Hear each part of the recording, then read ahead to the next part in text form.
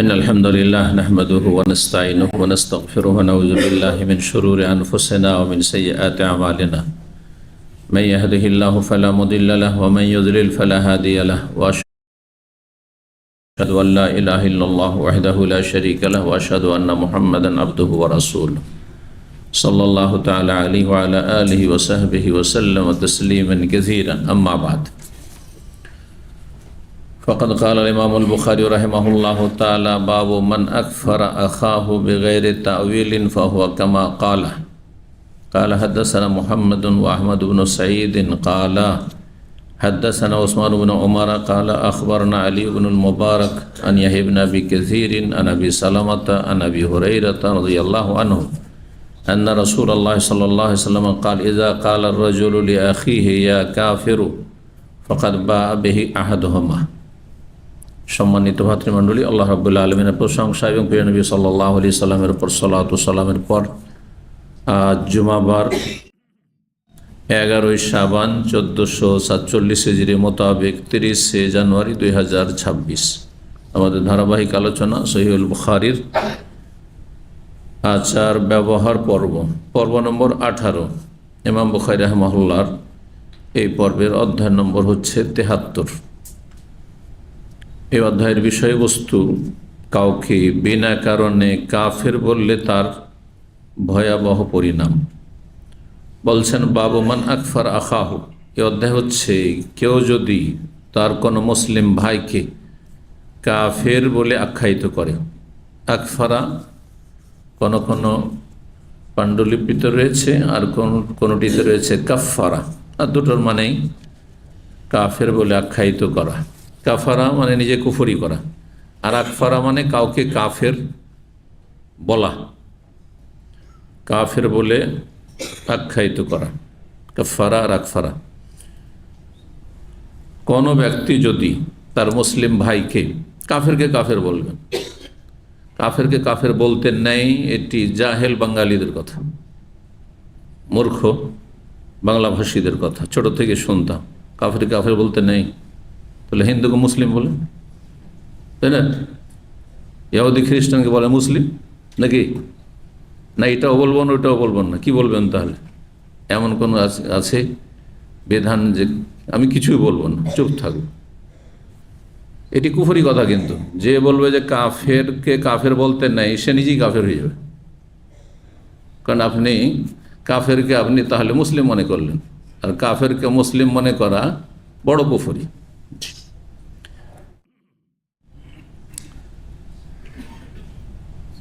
আর মুসলিম ভাইকে কাফের বলে আখ্যায়িত যদি কেউ করে বেগাইরে তাউইলিন, অকারণে, তাহলে কারণবশত হইলে অসুবিধা নেই। কারণ দর্শান আপনি, আর কারণ কে জানে?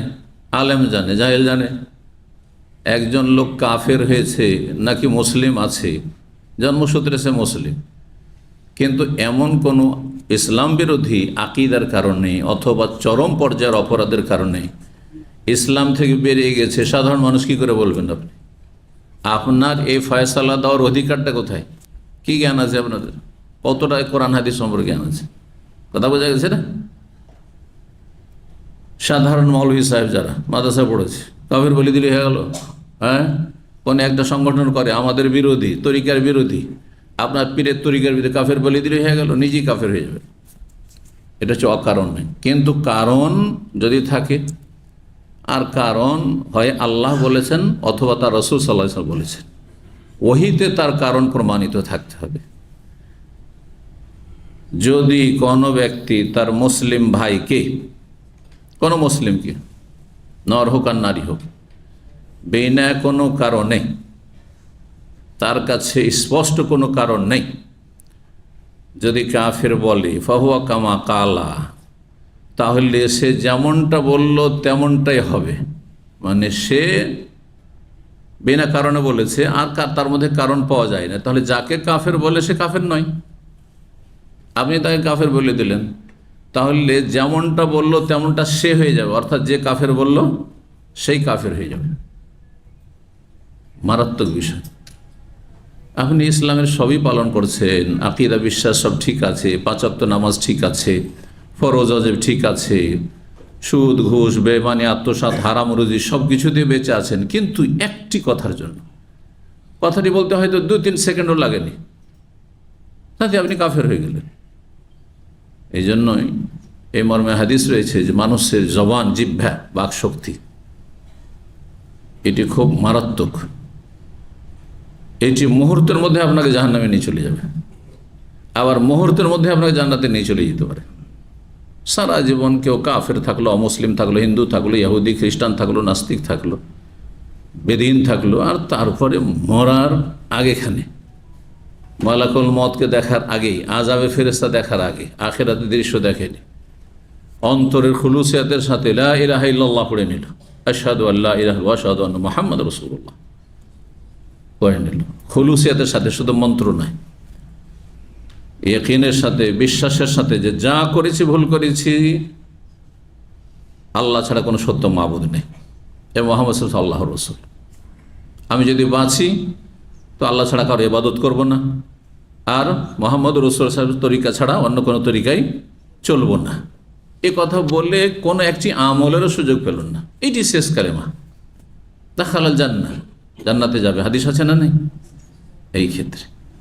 তাহলে চিন্তা করুন, লা ইলাহা ইল্লাল্লাহ বলতে কতক্ষণ লাগে, কয় সেকেন্ড লাগে। একটা ভালো কথা জান্নাতে নিয়ে চলে যেতে পারে, প্রথমখানে জান্নাত চলে যেতে পারে, কারণ অতীতে সব মাফ। ও কাফের ছিল, ইসলাম ইয়াহদিউ মা কানা ক্বাবলা, ইসলাম অতীতের সমস্ত পাপকে ধ্বংস করে দেয়। একজন মুসলিম যতই পাপ করুক, যখন ইসলাম গ্রহণ করে তখন সমস্ত আমল, যা মানে সমস্ত পাপ যা ছিল সব নিশ্চিহ্ন হয়ে গেছে। এ তাওহীদ সমস্ত শিরক কুফরি পাপকে পরিষ্কার করে দিয়েছে, দূর করে দিয়েছে। দাখালাল জান্নাহ, সে জান্নাতে চলে যাবে।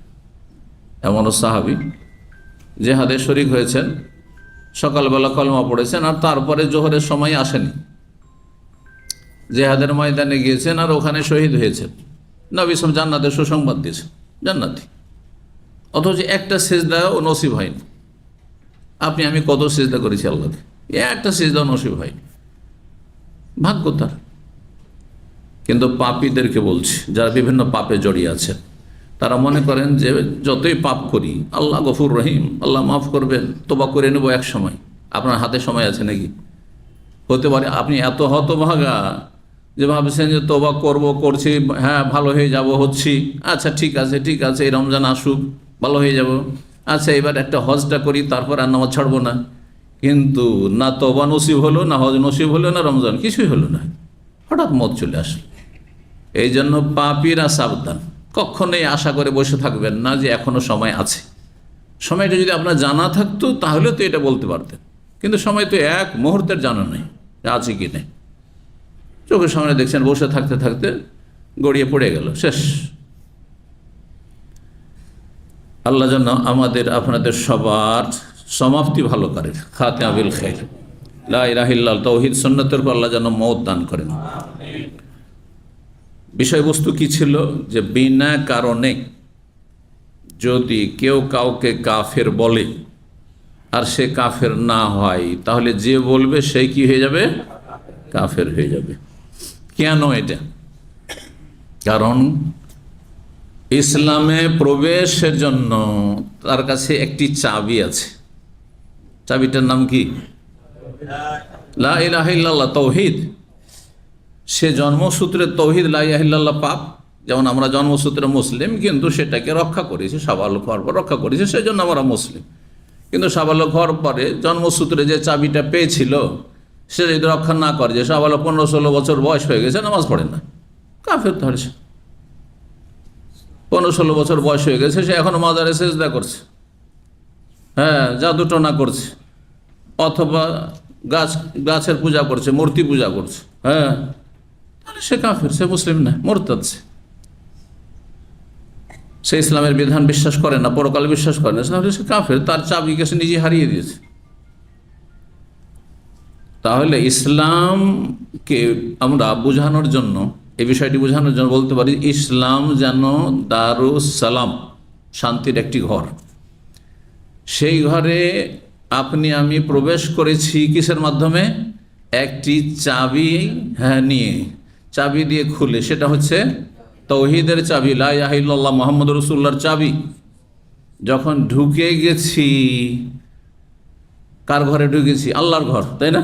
ইসলাম আল্লাহর দিন, আল্লাহর মনোনীত দিন, আল্লাহর ঘরে ঢুকেছি না। আল্লাহর ঘরে ঢুকলাম আর আপনি আপনার মোল্লা বের করে দেবে, আপনার পীর বের করে দেবে, অধিকার আছে নাকি?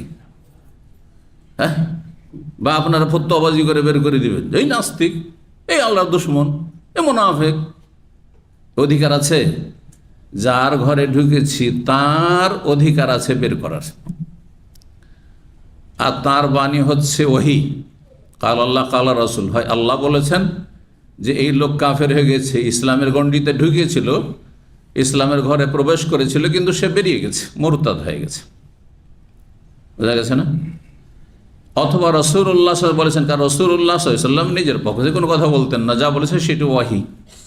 তাহলে কোরআন সুন্নাহ যদি স্পষ্ট দলিল না থাকে কারো কাফের হওয়ার, তাহলে আমার আপনার কোনো অধিকার নেই এ সম্পর্কে মুখ খোলার, কোনো বলার কোনো অধিকার নেই। এই জন্য লা কাফেরা ইল্লা মান কাফফারাহুল্লাহু ওয়া রাসূলুহু, কোনো ব্যক্তি কাফের নয় যতক্ষণ পর্যন্ত আল্লাহ তাকে কাফের বলেননি অথবা তার রাসূল সাল্লাল্লাহু আলাইহি ওয়াসাল্লাম কাফের বলেন। আল্লাহ এবং রাসূল যদি কাউকে কাফের বলে তাহলে সে কাফের।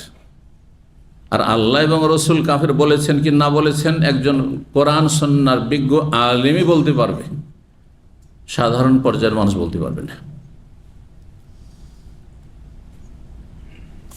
তারপরে আর একটি মশালা এখানে জানেন, কারণ বিষয়টি খুব স্পর্শকাতর বিষয়, সেন্সিটিভ বিষয়। একজন যখন মুসলিম হয়ে গেছে তাকে আপনি ইসলাম থেকে বের করা, এটি এত সহজ বিষয় না, ভয়াবহ বিষয়। আর একটি লোক ইসলামের গণ্ডিতে আসেন, তাকে ঢুকাবেন, এইটাও এত সহজ বিষয় নয়। এই জন্য কাফেরকে এমনিতে আপনি মুসলিম বানিয়ে দেবেন এই অধিকার আপনার নেই, বিনা জ্ঞানে। তো বিষয়টি স্পর্শকাতর, একটু বুঝে নিতে হবে। এই কাউকে কাফের বলে আখ্যায়িত করা, এটিকে আরবি ভাষায় তাকফির বলা হয়। কাফারা ইউকাফিরু তাকফির, মানে কাফের বলে কাউকে ঘোষণা করা বা আখ্যায়িত করা, কাফের নামকরণ করা। এটা দুই ভাগে বিভক্ত, এটা তাকফির মুআয়্যান আর একটা হচ্ছে তাকফির গায়র মুআয়্যান। নির্দিষ্ট করে কাউকে কাফের বলা, আর অনির্দিষ্ট কোনো আকীদা আমলের ক্ষেত্রে কাউকে কাফের বলা, অনির্দিষ্টভাবে। নির্দিষ্টভাবে কাফের বলা মানে কোন একটা লোককে আপনি কেন্দ্র করে বলছেন যে এই লোকটি কাফের, এটা হচ্ছে নির্দিষ্ট করে কাফের বলা। কি জন্য? বেশি মাজারে সেজদা করেছে, সে নামাজ পড়ে না, 5 ওয়াক্ত নামাজ পড়ে না, কোনো নামাজ পড়ে না, সে কাফের। হ্যাঁ, সে বলেছে মদ হালাল, সে বলেছে ব্যভিচার 2 ভাগে বিভক্ত, ধর্ষণ জবরদস্তি হলে অপরাধ, এটি ক্রাইম। আর যদি সাবালক সাবালিকা থাকে, সম্মতি থাকে, তাহলে কোনো অপরাধ নয়, এটা তো হইতেই পারে, বলছে না? তো যেহেতু এই কথাটি বলে সেজন্য কাফের। অমুক ব্যক্তি বলেছে যে আমরা শরিয়া আইনে বিশ্বাসী নই, সেজন্য সে কাফের, এটা নির্দিষ্ট করে কাফের বলা। অনেক নেতারাই বলছে কিন্তু এগুলো কথা, তাই না? কিন্তু নির্দিষ্ট করে ওই লোকটিকে কাফের বলা, এটা আরো বেশি স্পর্শকাতর। তার জন্য বেশ কিছু শর্ত রয়েছে। সে ইসলাম সম্পর্কে জানে কি না, না জেনে মূর্খের মতো বলছে, তার মধ্যে জাহালাত আছে। সে কি নিরুপায় হয়ে বলছে, হ্যাঁ, তোতা পাখির মতো, যে যা বলাচ্ছেন তাই বলছে? হ্যাঁ, নিরুপায় হইত। যেমন অনেক জায়গাতে অনেক মুসলিম ভাই বোনদেরকে বাধ্য করা হচ্ছে, হ্যাঁ, জয় শ্রীরাম বলার জন্য। এই যে জয় শ্রীরাম বলে কাফের হয়ে গেছে, বলবেন নাকি? সে নিরুপায় হয়ে বলছে, জানো বাঁচাবার জন্য, কিছুই হবে না তার। বোঝা গেছে না? আচ্ছা, তারপরে জানে না, এটা সবসময় ওজন না, সে জানার সুযোগ ছিল কিনা। এটা লোকের 60 বছর 70 বছর বয়স হয়ে যাচ্ছে, মুসলিম দেশে বসবাস করে, মুসলিম সমাজে বসবাস করে, আর এই কথা জানে না, এ কথা জানার সুযোগ হয়নি। সেই দেশের হাজার হাজার লক্ষ লক্ষ আলেম বসবাস করে, হাজার হাজার মাদ্রাসা রয়েছে সে দেশে, শিখার সুযোগ নেই। যে আমরা শরিয়া আইনে বিশ্বাসী নাই, কথাটি কুফরি কথা, জানে না, জানার সুযোগ নেই। হ্যাঁ, সে যদি এমন জায়গায় আফ্রিকার জঙ্গলে বসবাস করত যেখানে ইসলামের হয়তো প্রচার প্রসার পৌঁছেনি, যদিও আজকাল সোশ্যাল মিডিয়ার মাধ্যমে আফ্রিকার জঙ্গলে পৌঁছে গেছে, এটা মনে রাখবেন যে কারো কাছে ইসলাম পৌঁছেনি এ কথা এই আজকের জামানায় বলার কোনো সুযোগ নেই, কোনো সুযোগ নেই। তার সামনে বহু সুযোগ এসছে, কিন্তু সেই সুযোগ নেয়নি, ইগনোর করেছে। এসব কাজ মৌলবাদীদের কাজ। এইসব ধর্মীয় পুস্তক বাড়িতে রাখা যাবে না, এসব পড়া যাবে না, এদের কথা শোনা যাবে না, তাহলে অবশ্যই সে কাফের হয়ে যাবে। কথা বোঝা গেছে না? এমন না যে নির্দিষ্ট কাউকে কাফের বলা যাবে, এমন কথা নয়। নির্দিষ্ট করে কাফের বলার জন্য একটা লোককে ধরে যে এই লোক কাফের, যেহেতু তার এই অপরাধ, এটা বলার জন্য কিছু শর্ত লাগবে। শর্তগুলি আলেম ওলামারা জানেন, ওই শর্ত পুরা হলে তখন কাফের। কথা বোঝা গেছে? কিন্তু অনির্দিষ্ট করে কাফের বলা যাবে যদি সে তার মধ্যে কুফরি থাকে। যেমন আমরা বলছি বেনামাজি কাফের, এ কথা বলা কি ঠিক নয়? অবশ্য ঠিক। আমরা তো কোনো লোককে ধরে বলছি না যে এই লোক বেনামাজি সেহেতু কাফের। হ্যাঁ, অনির্দিষ্ট। যেই ব্যক্তি বলবে যে ব্যভিচার হালাল, হ্যাঁ, যেই ব্যক্তি বলবে যে ইসলামী দণ্ডবিধান হচ্ছে মধ্যযুগীয়, হ্যাঁ, কি, হ্যাঁ, অনুশাসন বা শাসন, সেটা চলবে না, ইসলামী শরিয়া চলবে না, সেই লোক কাফের আমভাবে বলবো। কিন্তু অমুক বলেছেন, নির্দিষ্ট করার জন্য বেশ কিছু শর্ত রয়েছে। যখন কুফরির অপরাধ করেছে আমভাবে, সাধারণভাবে, জেনারেলি কাফের বলা যাবে। বুঝা গেছে না? আপনারা সাধারণ মানুষ কখনো নির্দিষ্ট করে কাউকে অমুক নাস্তিক, অমুক আল্লাহর দুশ্মন, অমুক কাফের, অমুক তো মোনাফেক, হ্যাঁ, এই রিস্ক নিতে যাবেন না, সোজা কথা বলে দিচ্ছি। এটা বড় বড় আলেমদের কাজ, এবং একজন আলেম না, আলেমদের একটা কমিটি থাকবে, যেমন সৌদি আরবে কমিটি আছে, হ্যাঁ, ফতোয়া কমিটি আছে, হাইয়াতুল কিবারুল উলামা আছে, তারপরে তারা ডিসিশন নেবে যে এই লোক ইসলামের গণ্ডিতে আছে কি বেরিয়ে গেছে, ইসলামে ঢুকেছে লা ইলাহা ইল্লাল্লাহ দিয়ে। সুতরাং যতক্ষণ পর্যন্ত, হ্যাঁ, আল্লাহ বা রাসূল বের করেননি ততক্ষণ পর্যন্ত আমার আপনার কাউকে বের করার অধিকার নেই। জি, সহজ ভাষা। এই জন্য নিজের জবানকে কন্ট্রোল করবেন, কারণ আপনি অন্যের কারণে জাহান্নামে যাবেন না। আপনার ঈমান আমল এত ভালো, কিন্তু হ্যাঁ, পাপিষ্ট মুসলিমকে কাফের বলার কারণে, আবেগকে হ্যাঁ প্রাধান্য দেওয়ার কারণে আজকাল যারা বিরোধীদেরকে কাফের মুনাফিক বলছে, আল্লাহর দুশ্মন, এরা ইহুদিদের এজেন্ট, হ্যাঁ, এরা আমেরিকার দালাল, এলো কিন্তু তাকফির। আমেরিকার দালালকে কাফের না? ইহুদিদের এজেন্টকে কাফের না? তাহলে শুধু কাফের বললে কাফের হয় না, কাউকে যদি এমন ভাষা দিয়ে বলেন যেটা কাফেরই বুঝায়, তাহলে আপনিও ওই রকম হলেন। সে যদি হ্যাঁ ইহুদিদের এজেন্ট না হয়, হ্যাঁ, অমুক দেশের দালাল না হয়, তাহলে আপনি সেটা কিন্তু সেই কাফের কিন্তু আপনি। সাবধান, এই ভাষাগুলি কিন্তু আমার দেশে ডাল ভাত হয়ে গেছে। সামান্য কথাতে বলে দিচ্ছে না, মোটেই না।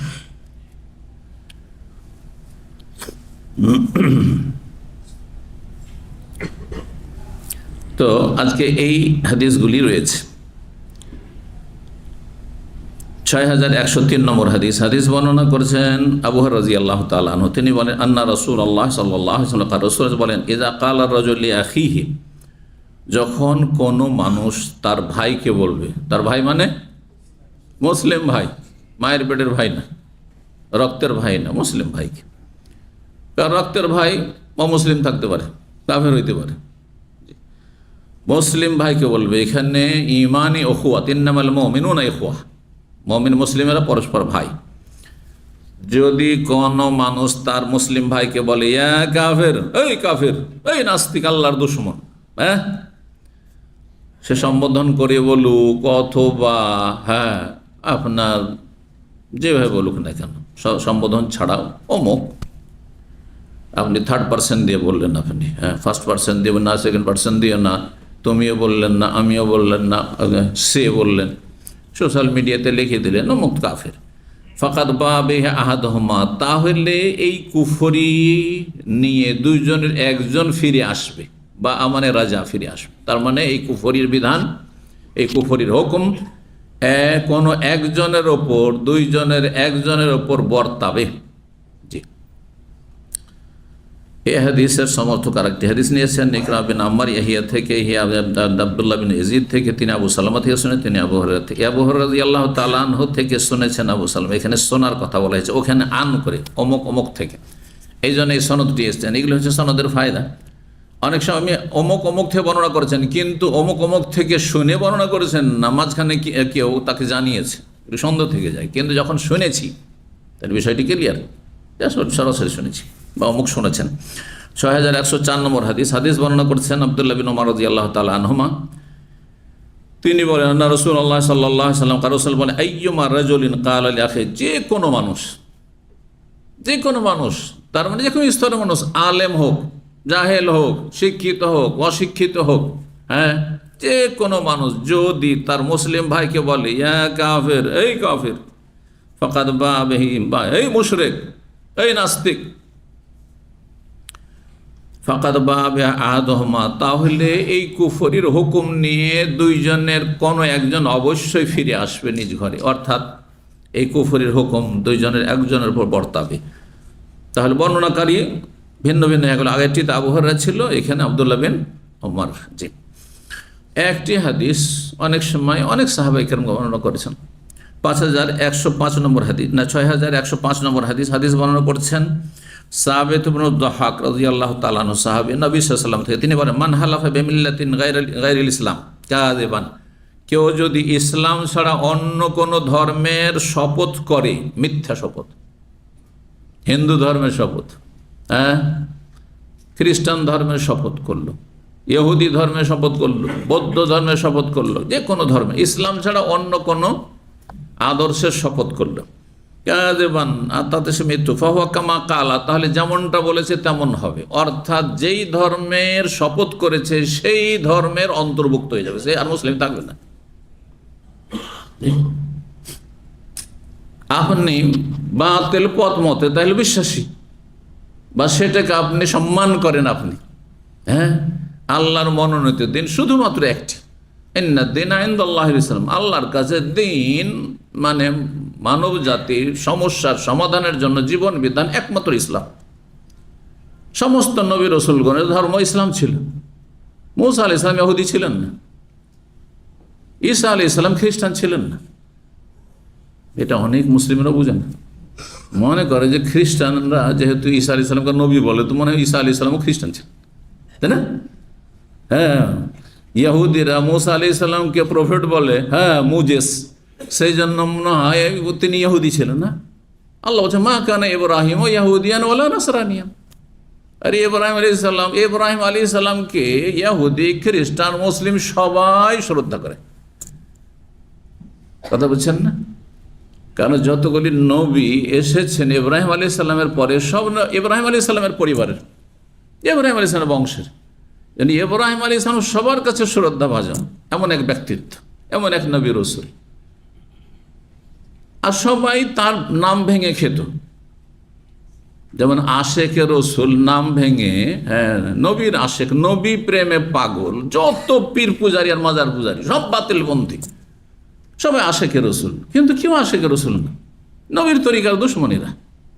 এতে কোনো সন্দেহ নেই।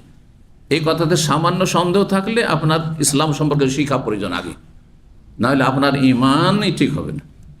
যাদের ধর্মকর্ম হচ্ছে মাজারের ধর্ম, শিরকের ধর্ম, অন্ধত্বের ধর্ম, দলিলের ধর্ম নয়, ওহির ধর্ম নাই, হ্যাঁ, তাদেরকে আপনি নবী ভক্ত বলবেন? নবীর তরিকার সাথে কোনো সম্পর্ক নাই। তো ইহুদিরা কি মূসা আলাইহিস সালাম অনুসারী? খ্রিস্টান কি ঈসা আলাইহিস সালাম অনুসারী? না। আল্লাহ সমস্ত নবীর সম্পর্কে, নবী রাসূল সম্পর্কে বলছেন যে তারা মুসলিম ছিল।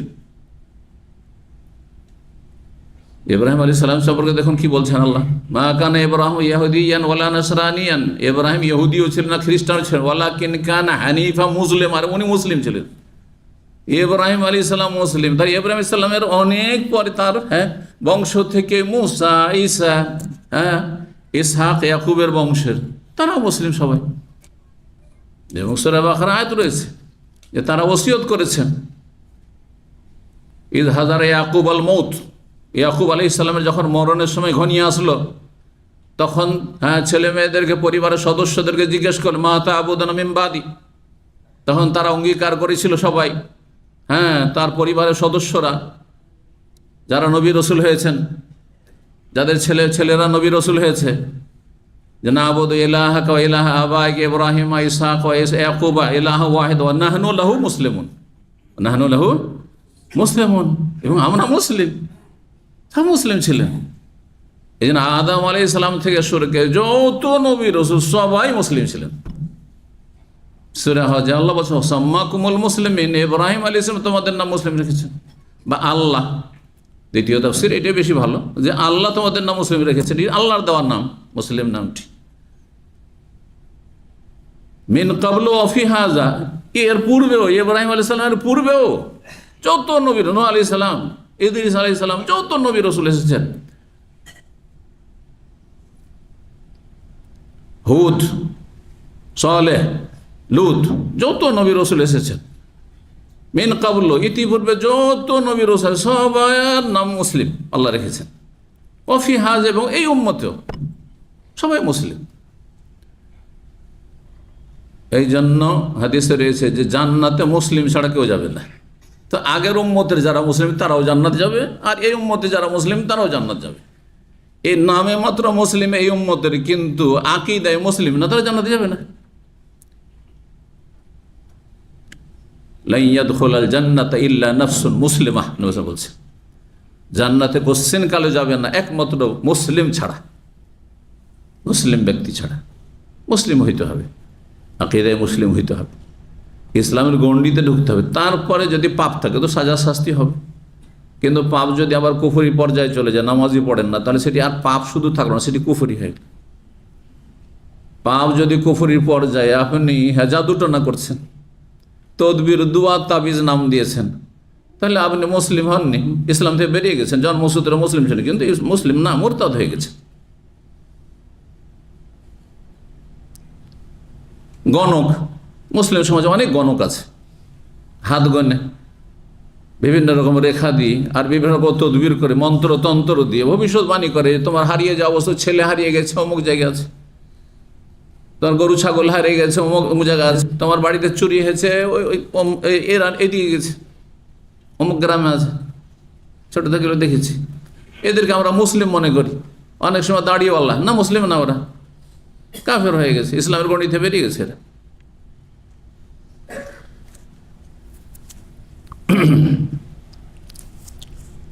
নবী সাল্লাল্লাহু আলাইহি ওয়াসাল্লাম বলছেন, মান হালাফা বিল মিল্লাতিন গায়রি ইসলাম, ইসলাম ছাড়া অন্য কোন ধর্মের কেউ যদি শপথ করে, কাযিবান, সে মিথ্যা কসম, ফাহুয়া কামা কাল, তাহলে সে যেমনটা বলল তেমন হবে। সে অন্য ধর্মের কসম খেয়েছে, সুতরাং সে অন্য ধর্মের অনুসারী হয়ে উঠবে হাসরের মাঠে, মুসলিম হয়ে উঠবে না। ওমান কাতালা নাফসাহু বিশাইইন, আর কেউ যদি আত্মহত্যা করে কোনো বস্তু দিয়ে, বিষ খেয়ে, কেউ ধারালো অস্ত্র দিয়ে, কেউ আপনার পেস্তুল দিয়ে, কেউ ছাদের ওপর থেকে পড়ে গিয়ে অথবা পাহাড়ের ওপর থেকে আছাড় খেয়ে, বিভিন্নভাবে যা দিয়ে যে আত্মহত্যা করবে, উযযিবা ফি নারি জাহান্নামা, তা দিয়েই তাকে জাহান্নামের আগুনে শাস্তি দেওয়া হবে। জাহান্নামে জ্বলতেও থাকবে, আর এই শাস্তি তার কন্টিনিউ চলতেই থাকবে। খালিদান মুখাল্লাদান ফিহা আবাদান, বিশ্বাস বলছে চিরকাল সেখানে থাকবে। এই চিরকাল যদি সে মনে করে যে আমার জীবন এটি আল্লাহর না, আমার জীবন আমি রাখবো না, আত্মহত্যাকারীরা অধিকাংশ কিন্তু এই ক্যাটাগরি, তাহলে সে বড়ই কাফের। কিন্তু কারণ এই জীবনের মালিক আমি না, কে মালিক? আমার রব মালিক, আমাকে আমানত দিয়েছেন, আমানত রক্ষা করতে বলেছেন। সব কিছু আমাদের কাছে আল্লাহ আমানত দিয়েছেন, যখন ফিরিয়ে চাইবেন, মালাকুল মউতকে পাঠাবেন, তখন দিয়ে দিতে হবে। জি, ইন্না লিল্লাহি, আমরা সবাই আল্লাহর, মালিক আল্লাহ, আমরা না। ওয়া ইন্না ইলাইহি রাজিউন, যখন মালিক আল্লাহ, তো মালিকের কাছে মাল সামান ফিরে যাবে, পরের কাছে থাকবে না, সোজা কথা। আমানত ছিল টেম্পোরারি। জি, আমাদের দেশের মানুষরা ইন্না লিল্লাহ পড়ে, কিন্তু ইন্না লিল্লাহ তাৎপর্য বুঝে না। যার ইন্না লিল্লাহ পড়ে আর মনে করে যে আমি আমার জীবন রাখবো না। আরে আপনার জীবন না তো, সামান্য একটু এই যে নখ কাটছেন, বাড়া নখটুকু কাটছেন, আপনি বেশি করে যদি কেটে নেন আর রক্ত বেরিয়ে যায়, ইচ্ছা করে করেন, এই অধিকারও তো আপনার নেই। তো প্রাণ নাশ করা তো দূরের কথা, আত্মহত্যা করা তো দূরের কথা। হ্যাঁ, টাকা পয়সা নষ্ট করা, টাকা পয়সা আপনার আমানত দিয়েছেন, বৈধ জায়গায় খরচ করতে হবে, আর সেটা মধ্যম পন্থায় খরচ করতে হবে। এই জন্য অতিরিক্ত খরচ করলে আপনি শয়তানের ভাই, আর কৃপণতা করলেও আপনি নিকৃষ্ট মানুষ, তাই না? কোরআনে তো এই শিক্ষা দেওয়া হয়েছে, ওলা তাজালিয়া দেখা মাগুলুল্লাতান এলা অনকেকা, টাকা খরচ করব না, শুধু পরের খাবো, হ্যাঁ, ফ্রি ফ্রি। ওলা তাবসু থাকুল্লাল বাস্ত, আর এইভাবে হ্যাঁ বিস্তৃত করে দিও না। হ্যাঁ, যা আসছে সব ফুটিয়ে ফাটিয়ে সৌদি আরবের টাকা সৌদি আরবে রেখে দিয়ে খালি হাতে বিদায়, এইটাও করিও না। কথা বোঝা গেছে না? অন্য আয়াত বলছে ওয়াকানা বাইনা যালিকা কাওয়ামা, মধ্যমপন্থী, আল্লাযিনা ইযা আনফাকু লাম ইউসরিফু ওয়া লাম ইয়াকতুরু, না অপচয় অপব্যয় না কৃপণতা, মধ্যম পন্থা অবলম্বন করতে হবে। টাকা আছে শেষ করে দিলাম, কি করো ভাই, খরচ করতে হচ্ছে, আসলে এরকম অভ্যাস হয়ে গেছে, নাই অধিকার নেই আপনার।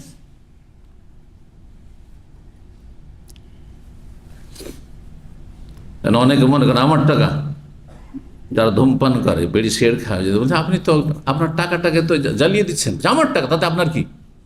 আপনার টাকা নয়, হারাম খাওয়ার জন্য আল্লাহ দেয়নি আপনাকে, এই তামাক জর্দা খাওয়ার জন্য, সিগারেট পান করার জন্য আল্লাহ দেয়নি।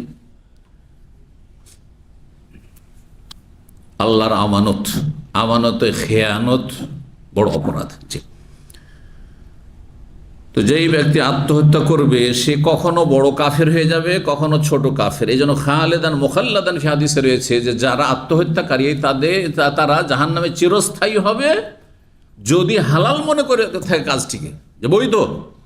হ্যাঁ, আমি অসন্তুষ্ট আল্লাহর তকদিরের উপর, কখনো কখনো বৈধ হয়তো বলে না, কিন্তু বলে আমি কেন আল্লাহ এরকম করলেন আমি মেনে নিতে পারছি না। বাঙালি সমাজে মূর্খদের এটি কথা, এটা মেনে নেওয়া যায় না, আমার পারছি না, আর মেনে নিতে পারছি না। আরে আল্লাহর তকদির, আল্লাহর ফয়সালা তুমি মেনে নিতে পারছো না, মানে আল্লাহর অসন্তুষ্ট, তুমি কাফের হয়ে যাবে, বড় কাফের হয়ে যাবে, সাবধান। কিন্তু কখন কাফের হবে না আত্মহত্যাকারী, তার জানাজা পড়া যাবে এবং তার জন্য দোয়া করা যাবে যখন তার ক্ষেত্রে জানা আছে যে সে কষ্ট আর বরদাস্ত করতে পারে না, প্রচণ্ড কষ্ট হচ্ছিল শারীরিক অসুস্থতায়, বরদাস্ত না করতে পারে, অথবা মানসিক খুব অশান্তিতে ছিল পারিবারিক, যারা আর বরদাস্ত করতে পারেনি, ঋণের বোঝায় এত অশান্তিতে ছিল। এগুলোই তো কারণ আত্মহত্যার। আত্মহত্যা কিন্তু এগুলির কারণে করে। যদি ব্যাকগ্রাউন্ড আপনি চেক করে দেখেন তো দেখবেন যে এই ধরনের কারণগুলি বেশি রয়েছে আত্মহত্যার ক্ষেত্রে। পারিবারিক অশান্তি, মানসিক অশান্তি, হ্যাঁ, শারীরিক অশান্তি, অসুস্থতা, আর পারছে না বরদাস্ত করতে। এক সময় চেকচাক হইতো না, ছোটকালে দেখতাম গ্রামে গঞ্জে মানুষ মারা যেত কিসে, পেটের কামড়ে, আঞ্চলিক ভাষায় কি বলতো, অমুক পেটের কামড়ে মারা গেল ছটফট করে। আসলে হয়তো তার অ্যাপেন্ডিক্স হ্যাঁ বাস্ট হয়ে গেছে আর মারা গেছে। আজকাল একটু ব্যথা হলে তাড়াতাড়ি গিয়ে চেক করলেন, ও ব্লাড চেক করতে ধরা পড়ে গেল, হ্যাঁ, বা অন্য কোনো চেক হোক, বিভিন্নভাবে ধরা পড়ে গেল, জানা গেল, সাথে সাথে অপারেশন করে দিলে সুস্থ হয়ে গেল, খুব সহজ অপারেশন। কিন্তু একসময় এগুলো কিছুই ছিল না। ওই ডিস্ট্রিক্ট টাউন ছাড়া একটা কোনো জায়গাতে হাসপাতাল ছিল না, আর সেই হাসপাতালে ছিল তো এমন কোনো ভালো পরিষেবাও ছিল না, আর ওখানে অনেকের যাওয়ার কোনো রকমের মানে শক্তি সামর্থ্যও ছিল না, অথবা মন মানসিকতা ছিল না, অজ্ঞতা ছিল ইত্যাদি। বলুন আলহামদুলিল্লাহ, আলহামদুলিল্লাহ, আল্লাহ কত নিয়ামত দিয়েছেন। সামান্য কিছু সব চেক করে নিচ্ছে, কি হয়েছে, জ্বর, জ্বর জ্বর করতে করতে মরে গেল, কিন্তু আসলে তার হয়তো ম্যালেরিয়া ছিল, আসলে তার টাইফয়েড ছিল, আসলে তার কালা জ্বর ছিল, জ্বর না জ্বর, মরে গেল। আজকে ডেঙ্গু হচ্ছে জেনে নিতে পারছেন, আগে যে ডেঙ্গু হয়েছে মরে গেছে জানতে পারেন, জ্বরে মরে গেল, কিন্তু কোন জ্বর ছিল ও হদিসই নেই। আল্লাহ কত যে নিয়ামত আমাদের ওপর, বলুন আলহামদুলিল্লাহ। নিয়ামত বেড়েছে, কিন্তু নিয়ামত বাড়ার সাথে সাথে নিয়ামতের দাবি ছিল যে আল্লাহর শুকর বাড়বে, হ্যাঁ, ভালো মানুষ বাড়বে এবং নেকি বাড়বে, কিন্তু পাপও বেড়েছে, পাপও বেড়েছে, বড় দুঃখজনক। আল্লাহ মোবাইলের নিয়ামত দিন, অধিকাংশ লোক পাপ করছেন এটিতে। চিন্তা করুন তো, আল্লাহ শুকরিয়া আদায় করেন। বেশি দিন আগে নয়, দামামে এসেও চিঠি ছাড়া আমাদের কোনো যোগাযোগ ছিল না। সেই চিঠি কখন রাস্তায় মরেই থেকে যেত, আসতোই না। আচ্ছা, যখন চিঠি এসে পৌঁছিল সপ্তাহ তো যদি তাড়াতাড়ি আসে তো সপ্তাহ 10 দিন, নাহলে 1 মাস পরেও চিঠি এসছে। যখন 1 মাস পরে শুনলাম যে অমুক অসুস্থ, ছেলে অসুস্থ, অমুক অসুস্থ, পরিবার অসুস্থ, ততদিনে ভালো হয়ে আরও কিছু হয়ে গেছে, কিন্তু দুনিয়া থেকে বিদায় নিয়েছে অনেকের। সুবহানাল্লাহ, এটা চোখের সামনেই থাম্মামে। জি, এইখানকার কথা বলছি।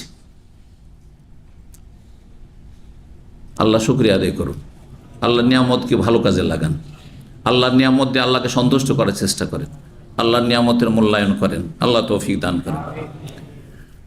তো দ্বিতীয় বিষয় ছিল আত্মহত্যার বিষয়। আত্মহত্যাকারী তাহলে কখনো কখনো কাফের হয়ে যাবে আর কখনো ফাসেক পাপিষ্ট থাকবে। জি, ঢালাওভাবে বলা যাবে না আত্মহত্যা করেছে এর জানাজায় পড়া যাবে না। যদি আপনার কাছে প্রমাণ থাকে যে না, এ বলেছে আমি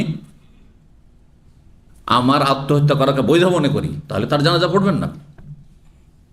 আত্মহত্যার আগে এরকম কথা বলেছে, তাহলে যার জানাজা পড়বেন না, সে কাফের। কিন্তু যদি এমন প্রমাণ না থাকে, তো আসল হচ্ছে আমাদের মুসলিম ভাই। সে মুসলিম ভাই যেমন চোর, ডাকাত, বেঈমান, আত্মসাতে, সুদখোর, ঘুষখোর মেলা আছে, হ্যাঁ, দুর্নীতিবাজ, তেমনি মুসলিম ফাসেক পাপিষ্ট আত্মহত্যাকারী মারা গেছে। গুনহাগারি তো আমাদের দোয়ার বেশি মুখাপেক্ষী। আরে যারা নেক মানুষ, তার জন্য দোয়া যদি নাও করেন কোনো অসুবিধা নেই, ঠিক কিনা? ইমাম আবু হানিফা, শাফি, মালিক, আহমদ, ইমাম বুখারীর জন্য দোয়ার প্রয়োজনই নেই হয়তো, ঠিক কিনা? সাহাবায়ে কেরামদের জন্য দোয়ার প্রয়োজন নেই, তারপরে দোয়া করছেন। সাহাবীর নাম রাদিয়াল্লাহু আনহু, ইমামের নাম রাহিমাহুল্লাহ। আর একটা পাপিষ্ট, সেই তার পাপের কারণে জাহান্নামে যাবে, ও তো আপনার দোয়ার আমার দোয়ার বেশি মুখাপেক্ষী। কারণ আল মাইয়িতু কাল গরীক, মৃত ব্যক্তি, মানুষ মারা যাওয়ার পরে ডুবন্ত ব্যক্তির মধ্যে, ডুবন্ত ব্যক্তিকে না সাহায্য করবেন, আর আমি নদীর ওপরে আছি, শুকনো জায়গা আছে, আমাকে কি সাহায্য করবেন? কথা বুঝতে পারছেন না? এই জন্য আপনারা পাপীকে এমন ঘৃণা করবেন না যে ওর জন্য দোয়াই করবো না, না, ওর জন্য আরো বেশি দোয়া করা দরকার যদি রেহাই পেয়ে যায়। নবী সাল্লাল্লাহু আদর্শ। নবী সাল্লাল্লাহু মুনাফিকের জন্য দোয়া করতে গেছেন, ওমর নিষেধ করেছেন, নবী দোয়া করছেন যতক্ষণ নিষেধ না এলো, নিষেধাজ্ঞা না আসলো। যখন নিষেধাজ্ঞা চলে আসলো তখন আর কোনো মুনাফিকের জানাজা নবী সাল্লাল্লাহু পড়েননি। চাচা আবু তালেবের ক্ষেত্রে যখন নিষেধাজ্ঞা চলে আসলো তখন আর কোনো কাফের মুশরিকের জন্য দোয়া করেন। তার আগে জানা ছিল না, যদি আল্লাহ মাফ করে দেন আমার দোয়াতে। আমাদের জানা আছে কোনো কাফের জন্য দোয়া করবো না, কথা বোঝা, কোনো মুরতাদের জন্য দোয়া করবো না। কিন্তু যার সম্পর্কে জানি যে সে জন্মসূত্রে মুসলিম, আর মাঝে মাঝে নামাজ পড়তো, একেবারেই ছাড়তো না, আর তারপরে এমন বড় কুফরি করেছে আমাদের কাছে স্পষ্ট নয়, কুফরি কথা স্পষ্ট নয়, সুতরাং আসল হচ্ছে সে পাপিষ্ট মুসলিম, তাকে উদ্ধার করার চেষ্টা করবো জাহান্নাম থেকে। বুঝছেন না কথা? জি। আচ্ছা, যদি পাপীগুলো জান্নাতে চলে যায় তো আমার আপনার ক্ষতি হবে কি? আমার নিয়ে আল্লাহ দেবেন না আল্লাহ তার রহমত থেকে দেবেন? আল্লাহ তার রহমত থেকে দেবেন। তো আপনার আমার তো লাভই। আর একদিকে লাভ যে কারোর জন্য যে দোয়া করেন, তাহলে ফেরেশতা আপনার জন্য দোয়া করবো। আল্লাহ কাবে মিসলিন, সহিহ মুসলিমের হাদিস। আল্লাহ যেন তোমাকেও দেয়। যখন একটা পাপীর জন্য আল্লাহ একে মাফ করে দাও, আল্লাহ গুনাহগার পাপিষ্ট, আল্লাহ একে তুমি ক্ষমা করে দেখে জান্নাত দাও, ফেরেশতা বলবে যে আল্লাহ এই লোকটিকেও জান্নাত দাও। সুবহানাল্লাহ, বুঝতে পেরেছেন? তো লাভই লাভ, আমাদের লস নেই। কিন্তু যেমনটা বলছি, আবার বলছি, সুস্পষ্ট কাফের। হাদিসে রয়েছে ইনদাকুম মিনাল্লাহি ফিহি বুরহান, যদি আল্লাহর পক্ষ থেকে কোরআন হাদিসে অকাট্য দলিল প্রমাণ থাকে যে সে কাফের মুরতাদ, তাহলে তার জন্য দোয়া করা যায় না, তার জন্য মাগফিরাত কামনা যায় না। একটা অমুসলিম, হ্যাঁ, জনদরদি ছিল, আর দেশ সেবা করেছে অথবা জাতীয় সেবা করেছে, মানুষের, হ্যাঁ, জনকল্যাণমূলক কাজ করেছে, আর বহু হাসপাতাল ছেড়ে গেছে, আর সে মারা গেছে, আর তারপরে তার জন্য মার্সি করবেন, এইটা আপনাকে কাফের বানিয়ে দেবে।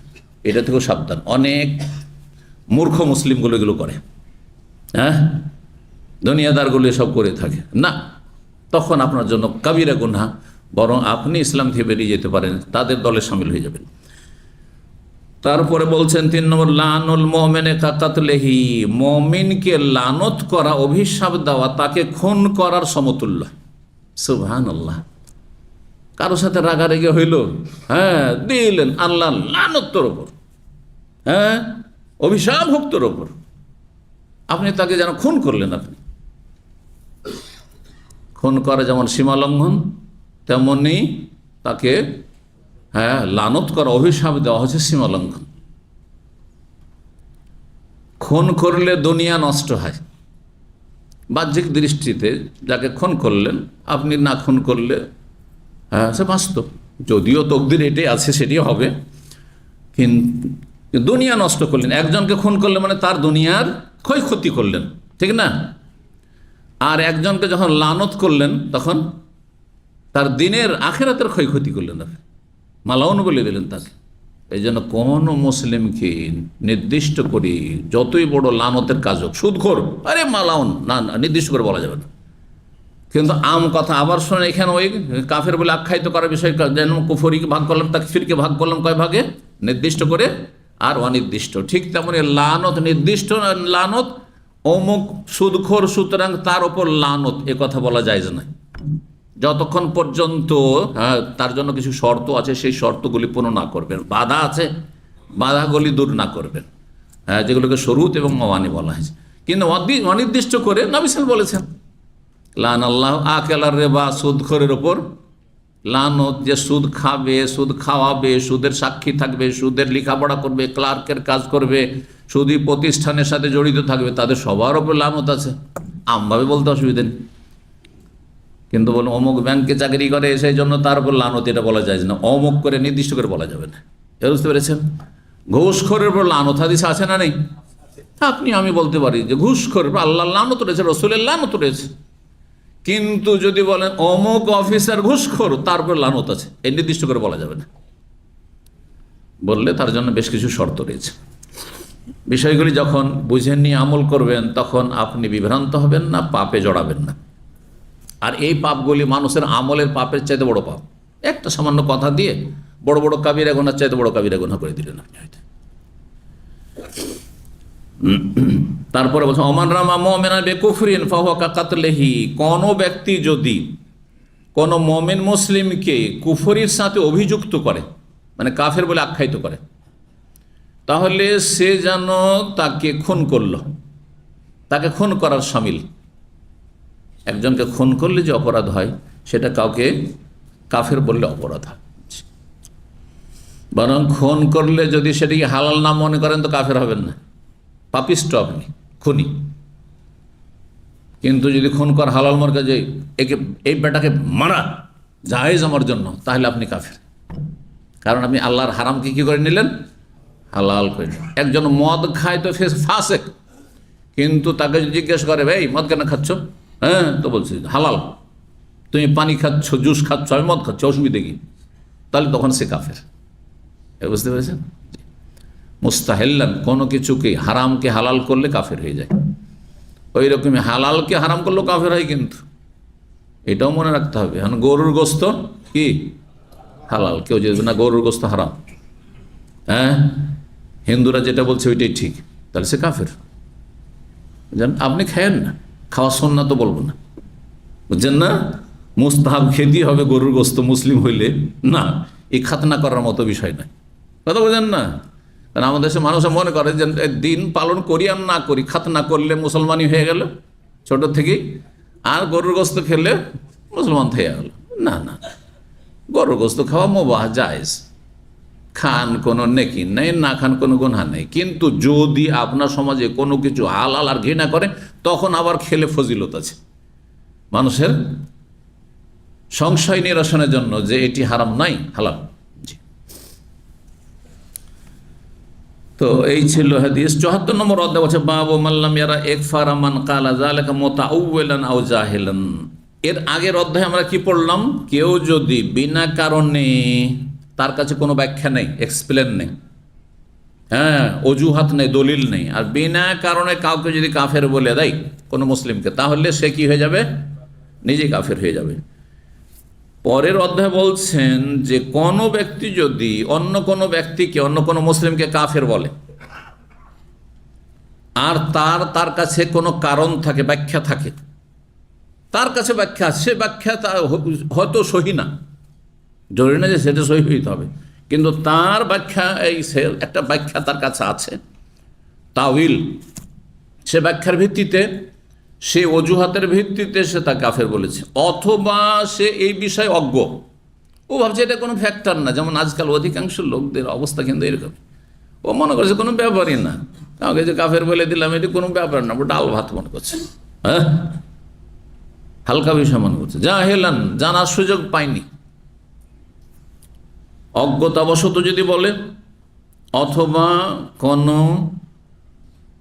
কারণবশত বলে, যে সে কারণ দর্শাতে পারছে যে এই কারণে আমি ওকে মোনাফেক বলেছি, এই কারণে আমি ওকে কাফের বলেছি, তাহলে সে কাফের হবে না। যদিও গুনার কাজ অবশ্যই যদি যুক্তিসঙ্গত না হয়ে থাকে, দলিল সঙ্গত না হয়ে থাকে, কিন্তু বড় কাফের হবে না।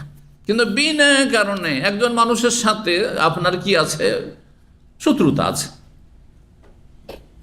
পদ্ধতিগত দিনের শত্রুতা আছে।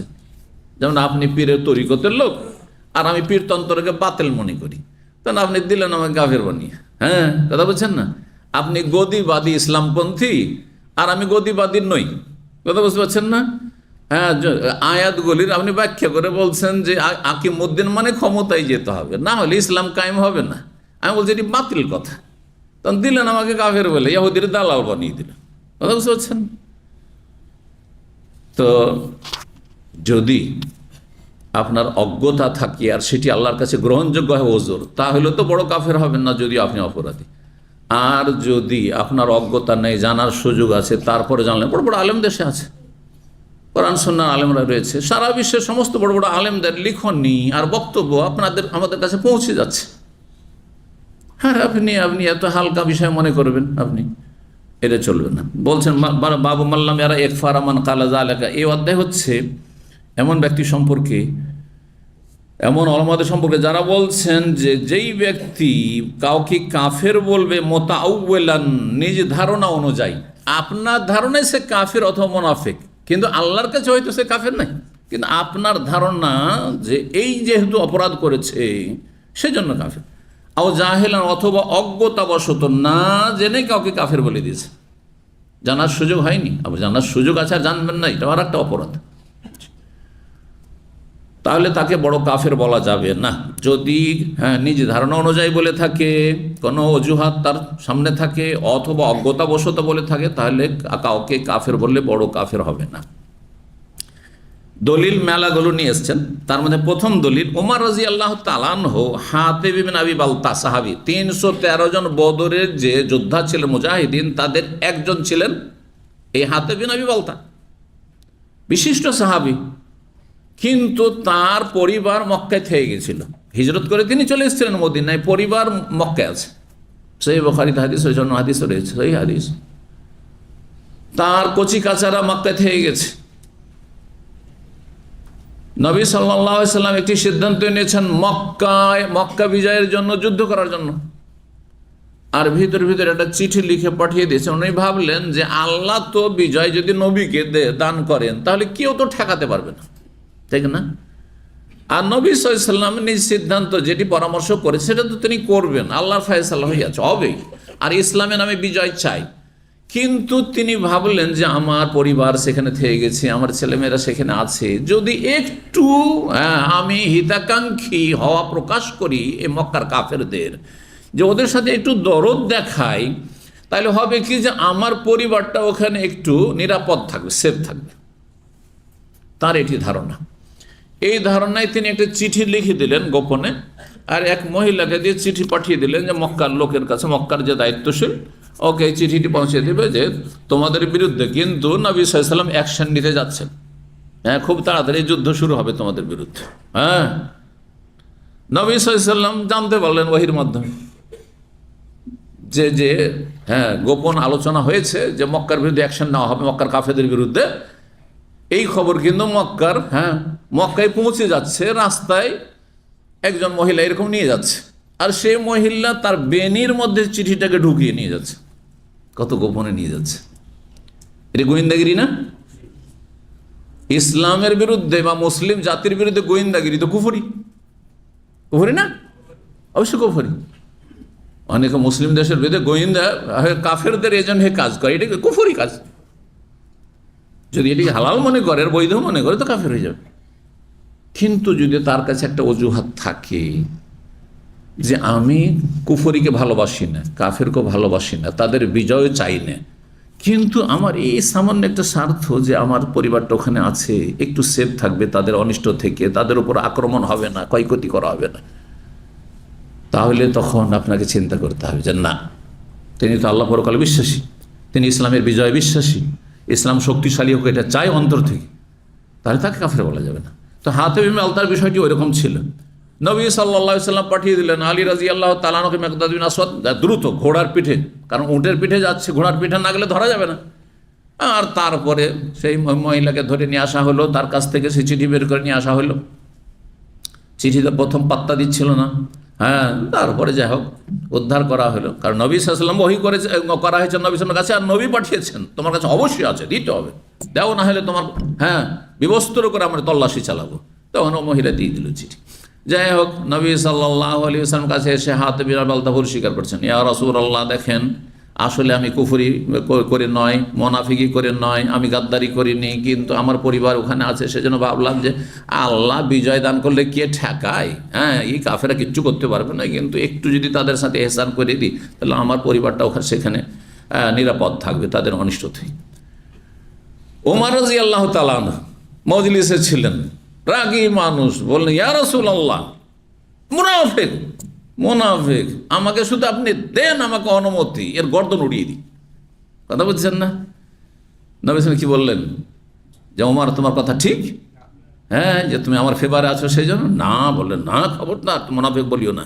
এই আল্লাহ রসুলকে ভালোবাসে, আল্লাহ রসুলকে ভালোবাসে, কিন্তু ভুল হয়ে গেছে, মানুষের ভুল হইতে পারে। সে কাফেরকে ভালোবাসে না, কুফরিকে ভালোবাসে, ইসলামকে ভালোবাসে, রসুলকে ভালোবাসে, আল্লাহকে ভালোবাসে, দ্বীনকে ভালোবাসে, কিন্তু বিশেষ কারণে করেছে। তো এই যে মোনাফিক বলে দিয়েছিলেন ওমর রাদিয়াল্লাহু তাআলা আনহু, তাহলে কি, যদি হাতেব বিন বালতা মোনাফিক না হয় তো ওমর মোনাফিক হয়ে যাবেন? তাহলে তো ওমরকে মোনাফিক বলবেন? না হাতেব বিন বালতাকে বলবেন যে সে গাদ্দার কাফের বলবেন? কোনোটাই নয়। তাহলে হাতেবও কাফের না, আর তিনি যে মোনাফিক বললেন ওমর একজন মুসলিমকে আর বদরি সাহাবীকে, বিশিষ্ট যাদেরকে জান্নাতের সুসংবাদ দিয়েছেন তাদের জীবদ্দশায় আল্লাহ রাব্বুল আলামিন, তাহলে তিনিও মোনাফিক না। মোনাফিক আর মোনাফিক কথাটি ঘুরে চলে আসলো কার ওপর? ওমরের ওপর। এমনটা হবে না। কেন?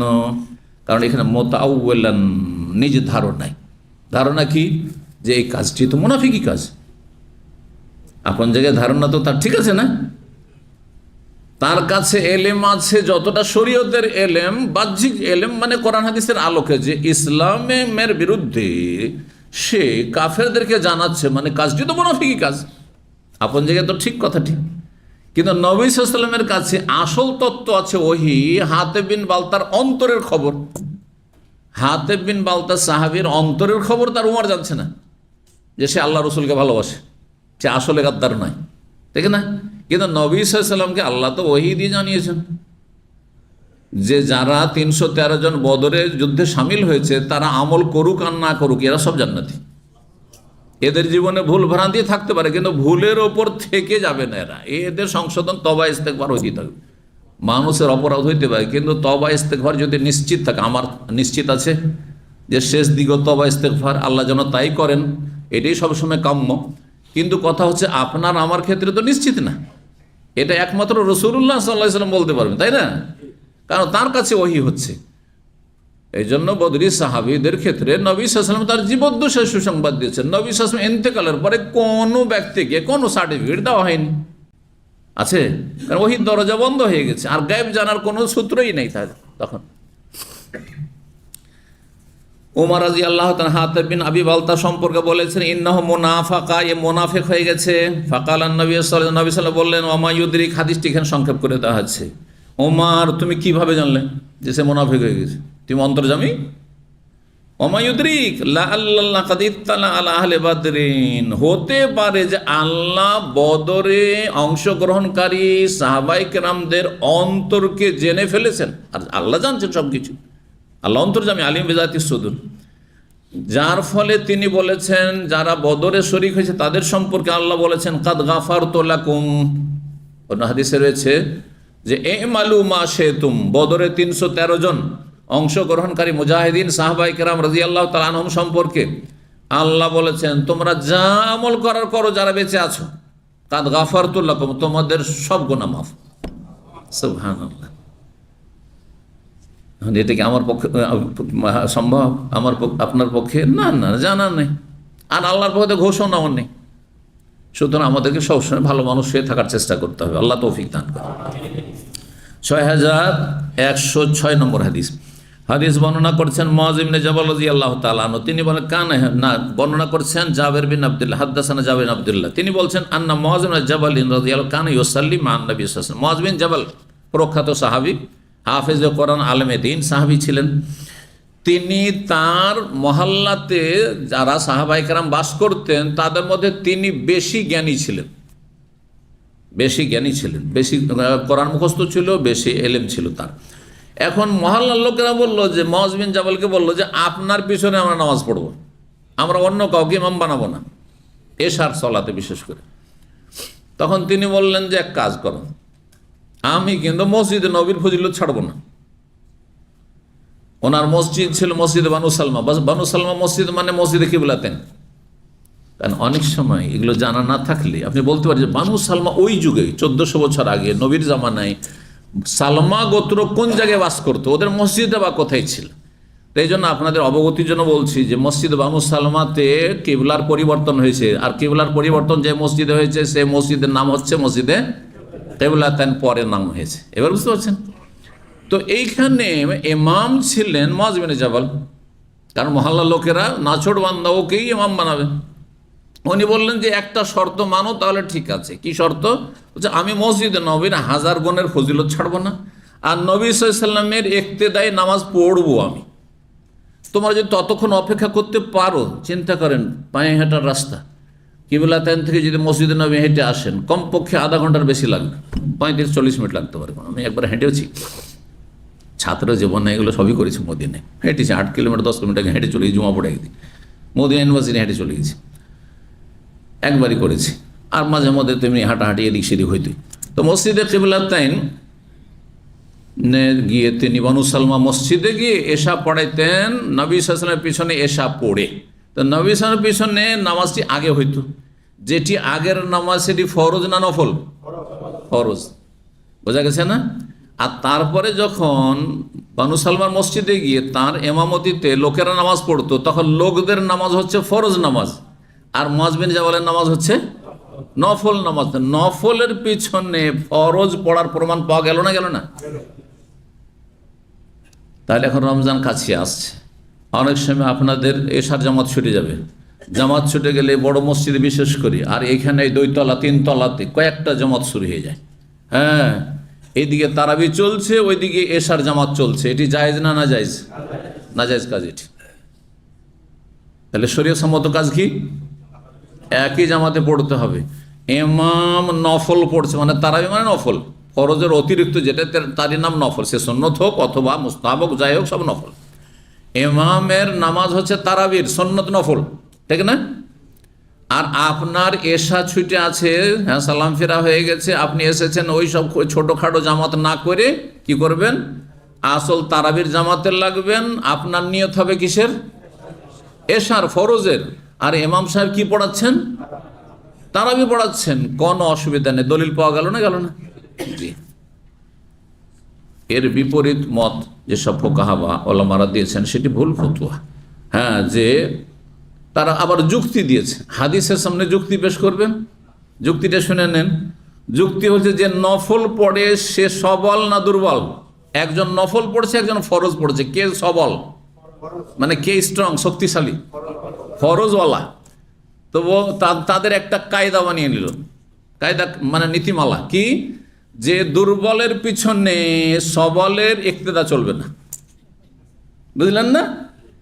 এখন নফল পড়ছেন, হ্যাঁ মানে তারাবি পড়ছেন, উনি দুর্বল, আর আপনি ফরজ পড়বেন, আপনি হচ্ছেন সবল, সুতরাং আপনি কি করে দুর্বলের ইক্তেদা করবেন?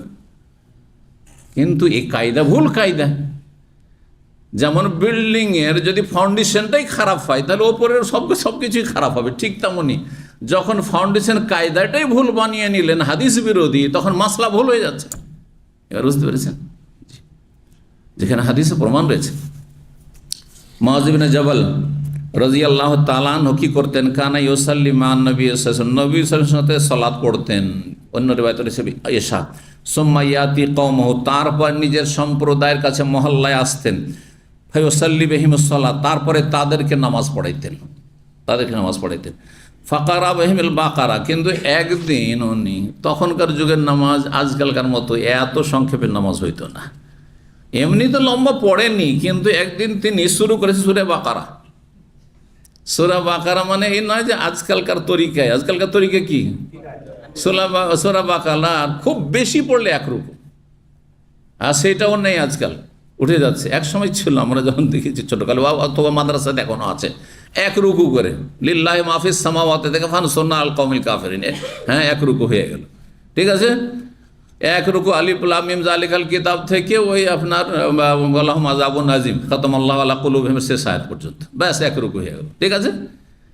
কিন্তু না, তখনকার নামাজ এত দীর্ঘায়িত হইতো, লম্বা পড়তেন, হ্যাঁ, কিন্তু একদিন এত লম্বা পড়া শুরু করে সূরা বাকারা শুরু ধরিয়ে দিলেন।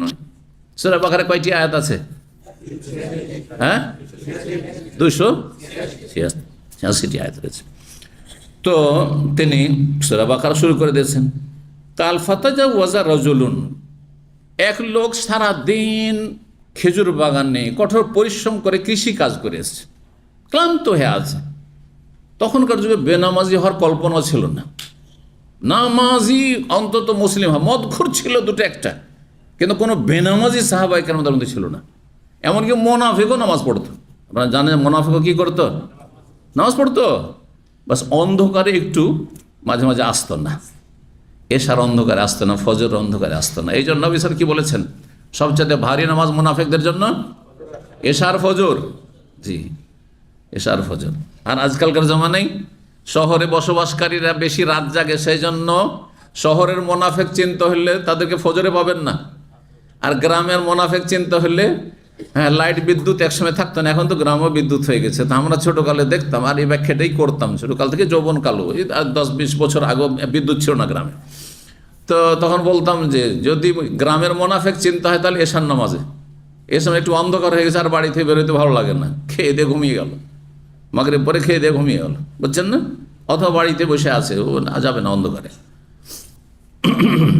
মুনাফিক মুক্ত হইতে হবে জামাতে হাজির হওয়ার মাধ্যমে। যারা জামাতে হাজির হয় না, নামাজ হয়তো পড়ে কিন্তু ঘরে পড়ে, তো মুনাফিকই, তাদের মধ্যে মুনাফিক চরিত্র রয়েছে, নিয়মিত সেটা যদি হয়ে যায়। তো এক লোক ক্লান্ত বেচারা, আর দেখছি সূরা বাকারা চালিয়ে যাচ্ছে, তখন সে কি করলো? জামাত থেকে আলাদা হয়ে গেল, জামাত চলছে মসজিদে, আলাদা হয়ে গেল। ফাতাজাওয়াজা, সংক্ষিপ্ত করলো, আর ফাসাল্লা সালাতান খাফিফা, সে হালকা নামাজ পড়ে বাড়ি চলে গেল, হালকা করে নামাজ পড়ে বাড়ি চলে গেল।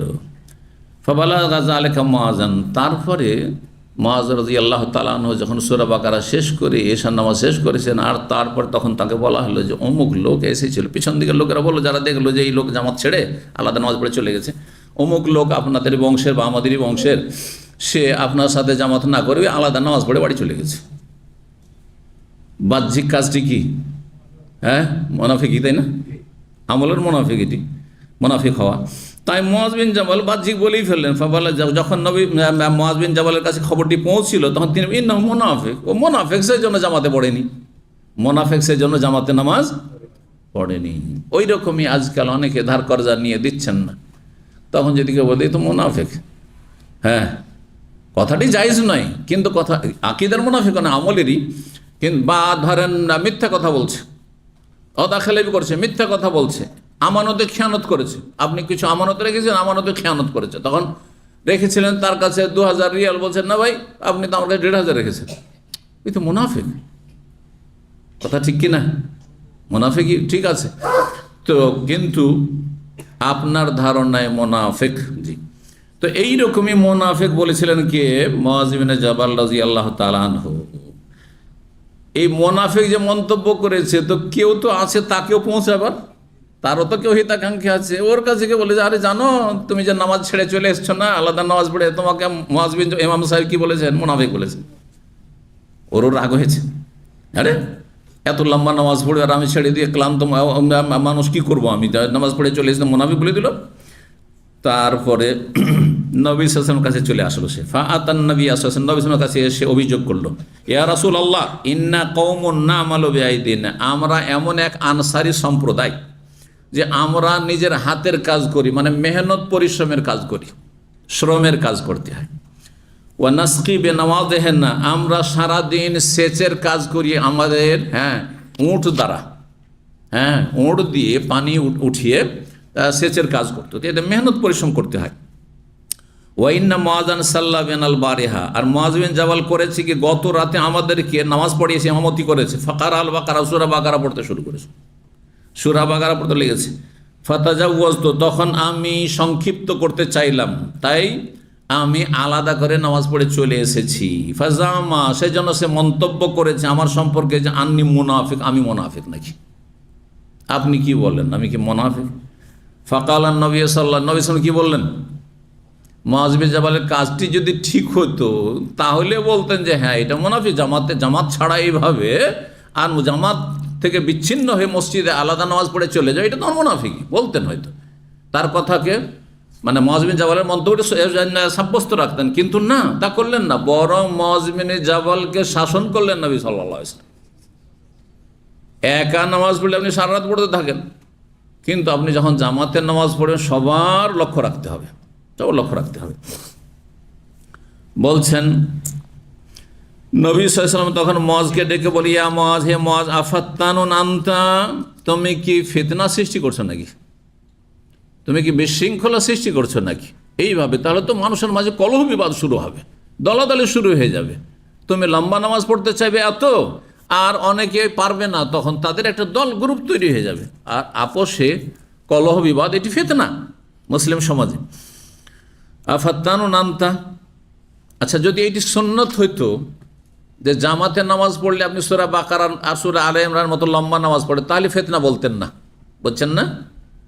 কিন্তু এটি সুন্নত নয়, সুন্নতের খেলাফ। সেই জন্য কেন এই কথাটি বলছি, কারণ আজকাল বাংলাদেশে আপনি সুন্নত মোতাবেক আমল করেন, এই মসজিদ আমাদের ফিতনা করছে রফায়দানি করে, বুঝে না, বোঝে না, এই আমিন টেনে ফিতনা করছে। আমিন সুন্নাত না বেদাত? সুন্নাত। তো আমিন কেউ জোরো বলে ফিতনা করছে না সুন্নত কায়েম করছে?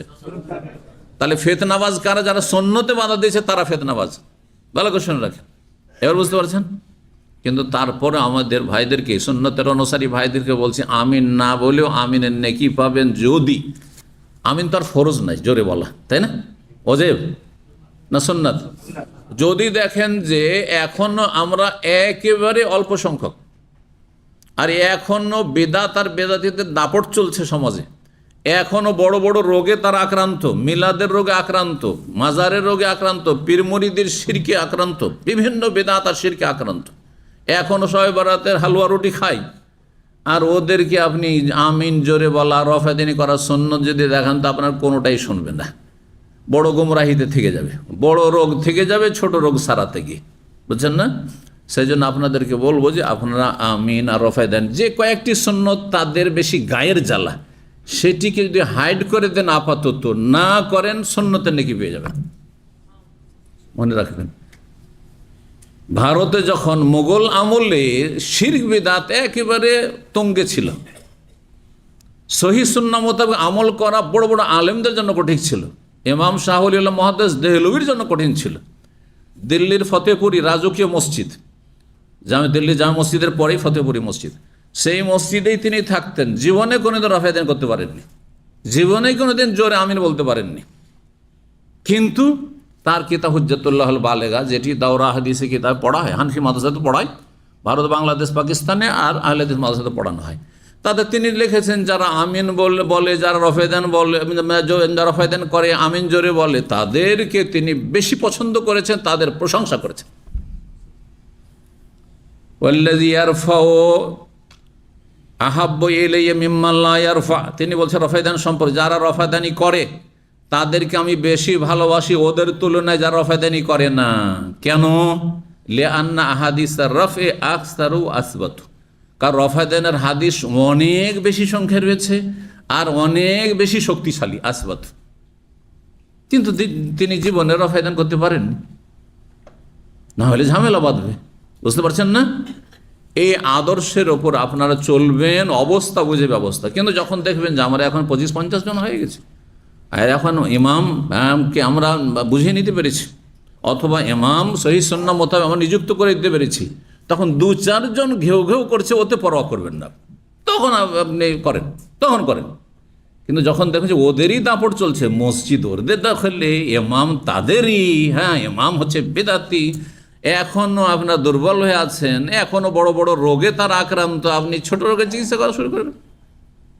ডাক্তারের কাছে গেলে মেলা রোগ নিয়ে যখন যান, তখন যেই রোগে আপনার মরে যাওয়ার ভয় আছে সেই রোগের আগে চিকিৎসা দেয়। বুঝছেন না? বলছে সর্দি কাশির এখনও ঔষধ দেব না, আপনাকে আগে বাঁচাইতে হবে, তারপরে সর্দি কাশি। কথা ঠিক কিনা? আর সর্দি কাশিতে আপনি মরবেন না, ওই রকমই আপনাকে হইতে হবে। তো নবী সাল্লাল্লাহু আলাইহি সাল্লাম মুআয বিন জাবালকে বললেন 3 বার করে যে তুমি মানুষকে কি করছো? হ্যাঁ, ফিতনায় লিপ্ত করছো, কলহ বিবাদে লিপ্ত করছো, এমনটা করবে না। তুমি কি করো? ইকরা ওয়াশ-শামসি ওয়াদুহাহা, এসার সালাতে ওয়াশ-শামসি ওয়াদুহাহা, এই রকমের যেগুলো, এই ধরনের যেগুলো সূরা, আম্মা পাড়ার যেগুলা মধ্যম রকমের সূরা, সেই সূরাগুলি পড়বে আওসাতে মুফাসসাল থেকে। আসাব্বিহ ইসমা রাব্বিকাল আলা, হাল আতাকা হাদিসুল গাশিয়া, ইযাস সামাউন ফাতারাত, ইযাস শামসু কুবিরাত, ওয়াস সামাই যাতিল বুরুজ, এগুলো পড়বে। জি, ওয়া নাহবিহা নেহমা, এই ধরনের সূরাগুলি। 6107 নম্বর হাদিস বর্ণনা করেছেন আবু হুরায়রা রাদিয়াল্লাহু তাআলা আনহু, তিনি বলেন রাসূল বলেন মান হালাফা মিনকুম ফাকালা ফি হালাফিহি, কেউ যদি তোমাদের মধ্যে কি শপথ করে আর শপথে বলে লাতের কসম, লাত মানে লাত উজ্জা, এগুলি মক্কার কাফেরদের মুশরিকদের দেবদেবী ছিল। দেবদেবীরা এক যুগে মানুষ ছিল, কিন্তু এরা মানুষ ছিল, কিছু কল্পনীয় আছে, হ্যাঁ কাল্পনিকও আছে, আর অধিকাংশ ক্ষেত্রে এরা কোনো এক যুগের মানুষ ছিল। আর তখনকার যুগে তারা ভালো মানুষ ছিল, মানুষের কাছে ভালো মানুষের এত মহব্বত ছিল জনসমাজের, যে তার মহব্বতে কি করেছে, কেউ প্রতিমূর্তি তৈরি করেছে, তারপরে পূজা শুরু করেছে, আর কেউ দাফন করে কবর পাকা করে মাজার পূজা শুরু করেছে। এ হচ্ছে শিরকের ইতিহাস, শিরকের সূচনা। বুঝছেন না? যাদের মাজারগুলি পূজা হচ্ছে এরা ভালো মানুষ ছিল, এদেরকে ওই যুগের লোকেরা খুব মহব্বত করতো। এই মহব্বতের টানে আবেগ ছিল, বিবেক ছিল না। আবেগ ছিল কিন্তু ইসলামের জ্ঞান ছিল না, তাওহীদ সুন্নতের জ্ঞান ছিল না। এই জন্য তারা যেই লোক মরে গেছে তার ভালোবাসায় তাকেই সিজদা করা শুরু, তার রবকে সিজদা না করে তার কাছে চাওয়া শুরু করেছে। রবের ঘরে গেলাফ না চড়িয়ে পীরের কবরে গেলাফ চড়াইতে শুরু করে দিয়েছে। বুঝতে পেরেছেন? রবের ঘরে তওয়াব বাদ দিয়ে তারা মাজারে তওয়াফ করা শুরু করেছে। ঠিক ওই দেবদেবীর ক্ষেত্রেও লাত সম্পর্কে হাদিসে রয়েছে যে লাত একজন খুব ভালো মানুষ ছিল, সৎ লোক ছিল প্রাচীন যুগে। আর ইব্রাহিম আলাইহিস সালামের যুগ থেকে শুরু করে হজ ছিল। তো এই যে হজ করতো, এই হজে ধীরে ধীরে ধীরে কুসংস্কার ঢুকেছে। তো এই লাত নামক এই ভালো মানুষ সে কী করতো, হাজিদের পরিষেবায় সে ছাতু ঘোল করে করে পান করাইত। এখন যেমন ট্রাকে ট্রাকে করে নিয়ে এসে সৌদি সরকার ফ্রি ফ্রি খাওয়াচ্ছে, কেউ যদি মনে করে যে হজ করবো আর 1 পয়সা খরচ করবো না, খাওয়া দাওয়াই তো পারবে। কিন্তু আমরা একসময় ছাত্র জীবনে এইভাবে হজ করেছি। হ্যাঁ, কিনে খেতে হবে তেমন প্রয়োজনই হয়নি, এত খাবার বেতন, কি খাবেন আপনি? বিরিয়ানি তাও পাওয়া যেত, স্পেশাল মন্দি পাওয়া যেত। বুঝতে পারছেন? প্যাকেটও পাওয়া যেত, আবার বসিয়ে খাওয়াইতো। বসিয়ে খাওয়া তো সবাই জান না, ওগুলো আমরা জানতাম ছাত্ররা, এসব খবর। মদিনা ইউনিভার্সিটির ছাত্র, মক্কা ইউনিভার্সিটির ছাত্র, ওই মসজিদে খাইফের কাছে যে মিনার মসজিদ, ওর পাশে একটা জায়গায় বসিয়ে খাওয়াচ্ছে একবার। আর কিছু অসৎ লোক আসতো বিভিন্ন দেশের, আল্লাহ ওদেরকে হেদায়েত করুক, 2-3 বার করে ঢুকতো একই টাইমে। ঢুকছে, গোস্ত খেয়ে আবার টান দিচ্ছে, ঢুকছে আবার টান দিচ্ছে। এই অসৎ লোকের জন্য মান্না সালোয়া বন্ধ হয়েছিল। কথা বলছেন না? এখন ওই সমাজে অসৎ লোকের জন্য আইন কানুন কড়াকড়ি হচ্ছে। এই জিয়ারার ভিসে এসে হজ করব, উমরার ভিসে এসে লুকিয়ে থেকে যে হজ করব, এই জন্য উমরার ভিসা জিয়ারার ভিসা বন্ধ হয়ে যাচ্ছে। কথা বুঝতে পেরেছেন? জি হ্যাঁ, আল্লাহর নিয়ামতে যখনই মানুষ খেয়ানত করা শুরু করে তখনই এরকম বালা মুসিবতগুলি আসে। কি বলছিলাম?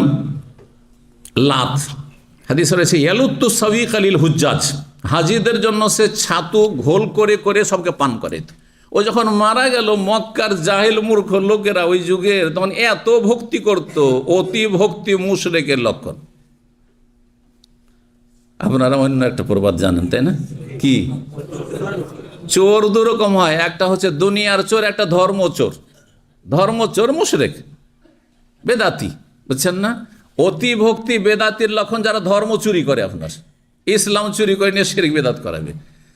আর যদি রাস্তাঘাটে ভাই নেন এক খিলি পান দিল, পানে কিছু বেহস করে দিল, এই ভাই চা খান, কয় কফি খান, কফি খান, খবরদার খাবেন না। জি, এক লোকের কথা শুনেছি, সত্য ঘটনা। ওর সাথে এমন বন্ধুত্ব স্থাপন করলো, আর কি যে চা খাতির টাতির করে চকলেট এই সেই খাওয়ি, আর তারপরে এমন তাকে বেহুশ করেছে। বলছে তার তো ব্যাগ ট্যাগ সব কিছু মাল সামান নিয়েছে, এমনকি তার প্যান্ট ছিল, প্যান্টটাও খুলে নিয়েছে। আস্তাগফিরুল্লাহ বলে। জি, স্টেশনে গিয়ে যেখানে শেষ স্টপেজ, ট্রেন থেমে গেছে, তারপরও ঘুমাইতেই আছে, ট্রেন থেমে গেছে। পরে যখন ক্লিন করতেছে তখন দেখছে যে এই বেহুশ এই লোকটি পড়ে আছে, হাফ প্যান্ট পরে, জাঙ্গিয়া পরে শুধু। আল্লাহু আকবার, সত্য ঘটনা বলছি আপনাদেরকে। এই জন্য সতর্ক, সাবধান। রাস্তাঘাটে অত সাদিক বানাবেন না, বন্ধু বানাবেন না, কোথাও না। ভাই জাযাকাল্লাহ খায়ের, আমার কাছে পয়সা আছে, হ্যাঁ জাযাকাল্লাহ, শুক্রিয়া। জি, আপনি আপনারটা খান, জি, আর না নেন, আর নিয়ে রেখে দেন। যতই যদি লজ্জা লাগে তো নিয়ে রেখে দেন, খাবেন না। জি, কি বলছিলাম? হাদিস, এই লাত, কেউ যদি উজ্জা দেবীর, লাত ছিল দেব আর উজ্জা ছিল দেবী। যেমন হিন্দুদের দেব দেবী দুই রকম, নর নারী দুটোরই পূজা আছে। মক্কার কাফেরদেরও দুই রকম পূজা ছিল, দেব দেবীর পূজা ছিল। যেমন পীর আছে, তেমন পীরনিও আছে। এটা জানেন কি জানেন না? এটা আপনারা জানেন না। বাংলাদেশে পীরনি মনে হয় নাই, শুধু পীর আছে নাকি? না মাজার, এমনি পীরনি মানে কবিরাজি করছে, হ্যাঁ ওঝাগিরি করছে, মহিলা মেলা আছে। কিন্তু এই যে মাজার আছে, মহিলার মাজার, আর তার পূজা হচ্ছে, এমন আছে? যেমন শাহজালাল, শাহপুরান, আটরসি, মাঝভান্ডারি, এই আছে, ওইরকম আছে কি? নেই। কিন্তু মেসরে আছে, মেসরে বদবির মাজার আছে, রেফাইর মাজার আছে, এগুলো পুরুষ। আর সৈয়দা জৈনবের মাজার আছে, সৈয়দা জৈনবের মাজার আছে। রাবেয়া বাসরির কিস্সা কাহিনী তো খুব জানেন আপনারা, জানেন না? তবলিগি চিল্লার কিতাব আছে, ফাজাইল আমল, ওর নাম আছে রাবেয়া বাসরি। এক সুফি, ভণ্ড সুফি ছিল। রাবেয়া বাসরি একদিন এক হাতে পানি নিয়েছে, এক লোটা পানি, আর এক হাতে কি নিয়েছে? আগুন নিয়েছে, আর চলে যাচ্ছে পাগলির মতো। তখন লোকেরা, গ্রামবাসী সব জিজ্ঞাসা করছে, কোথায় যাচ্ছেন আপনি? কিসা জানেন না? জানেন না?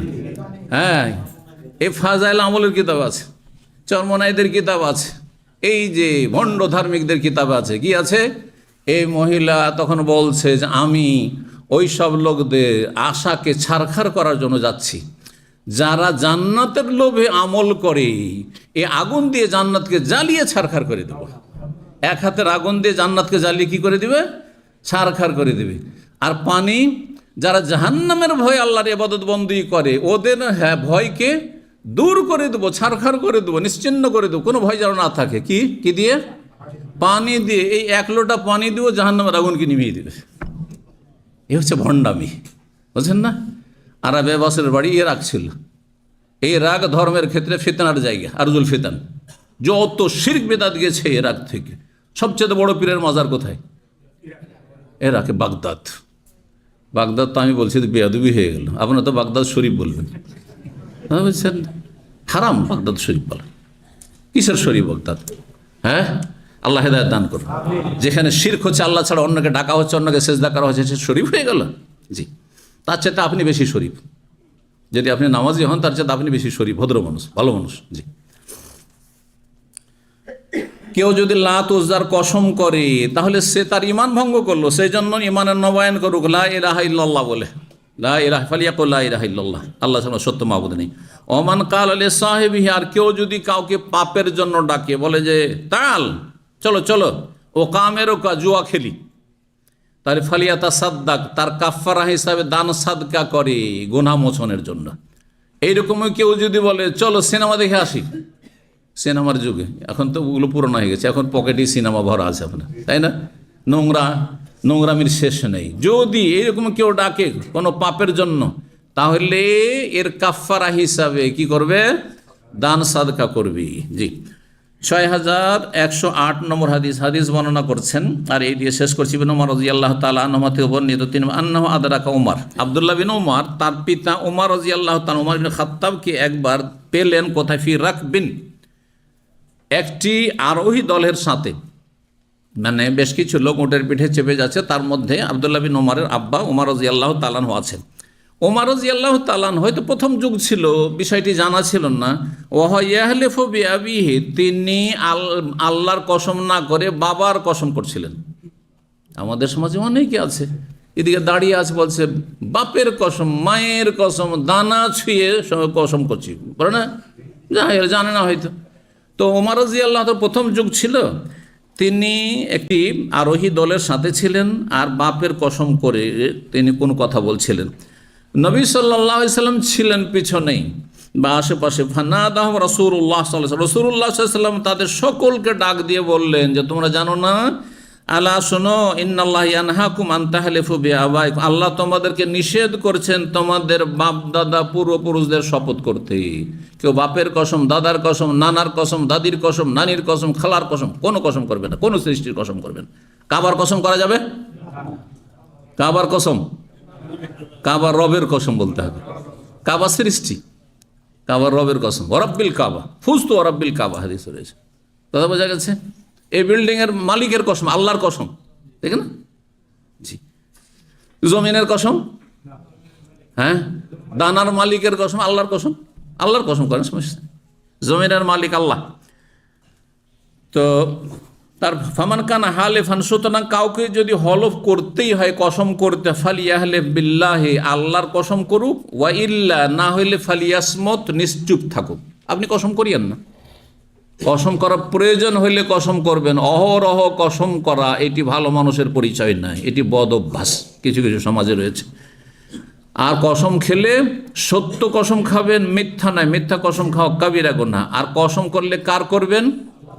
আল্লাহর করবেন, গায়রুল্লাহ নয়। কারণ মান হালাফা বিগাইরিল্লাহি ফাকাদ আশরাকা, অন্য হাদিসে রয়েছে যে আল্লাহ ছাড়া অন্যের হলফ করে, কসম করে, সে শিরিক করলো। আল্লাহ রাব্বুল আলামিন যেন আমাদেরকে উপকারী জ্ঞান দান করেন, নেক আমলে তৌফিক দান করেন, গুনাহ খাতা মাফ করেন। সুবহান রাব্বিকা রাব্বিল ইজ্জাতি আম্মা ইয়াসিফুন ওয়া সালামুন আলাল মুরসালিন ওয়াল হামদুলিল্লাহি রাব্বিল আলামিন।